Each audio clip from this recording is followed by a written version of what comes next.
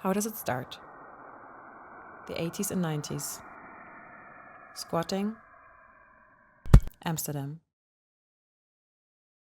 David K. Smith. Person who wrote it all down. Maybe not all. Maybe just enough. Enough to matter in Brussels. Enough to still matter now. What can architecture students learn from it? What can users of buildings learn from it? The site of investigation to answer some of these questions and pose 100 more. A campus. What does it mean to care about architecture? What does it mean to care about a building? Is there a difference? Can these ideas be tested on campus by students? Will they be supported or hindered? The layers of inquiry, from largest to smallest, the surroundings, the building, and the objects within them. The connecting layer, an abandoned building just next door, a locked door, possibility of access, if one can find ways to acquire a key.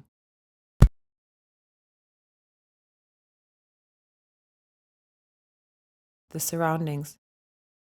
Present momentness still needs a plan. The ideas presented are not original. They're not supposed to be.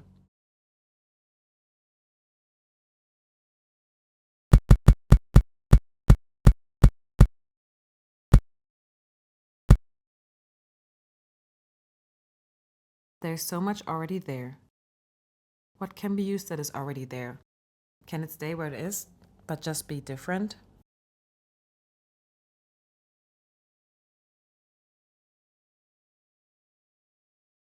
A state of enhanced sensations and vitality of being.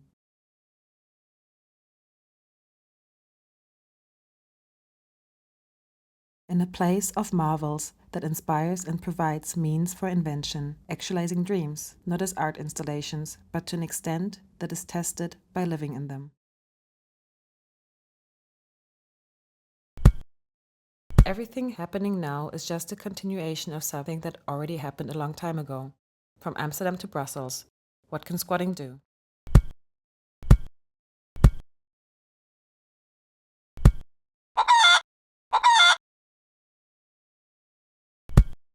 Past efforts show the fascination a vacant space can evoke.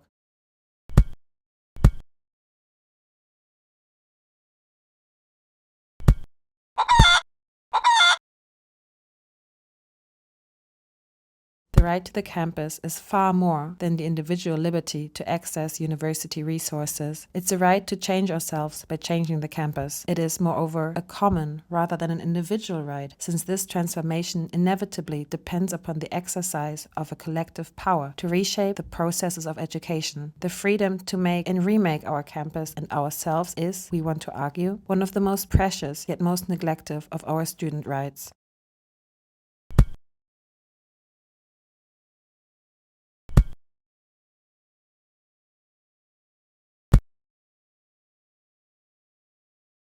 A change of relationship to the building. When is someone a user? When an owner? What does it mean to be a caretaker? When do you feel connected to a space?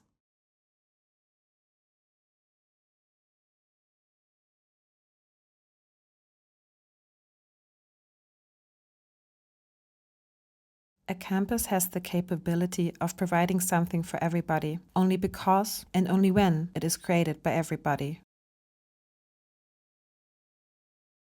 The old silo was a resource mine, especially of metal. As the building was cleared and its installations dismantled, materials and objects were released for use in sale. Boats full of metal, especially unweldable cast iron, were sold to scrap dealers. The useful and beautiful pieces were kept. For a few years, all the ground floor store spaces were full of metal, ladders, tools, chains, belting, etc.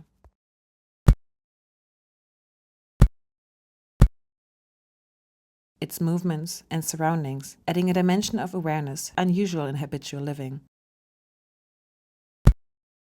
First-time objects are the norm in the silo. Things are made and found in a very immediate way that conveys the present moment of the act. Continual confrontation with such active objects is exhausting. Such objects behave their being, their making, and their use, actively and continually signaling these. There is nothing especially original about the majority of silo objects and arrangements except this present momentness, a characteristic of things made in real time, state of attention, action, as economically as present means allowed, with no style, skill, or finish excessive to the need, not only their behavior freed, falling in their curve of gravity, warping with the visible grain, showing the impact of the hammer, but untrussed by taste and tidiness, their forms are more complex, unpredictable, and various, more efficient projection screens for potential fantasies. Thus, the silo is physically and psychically eventful.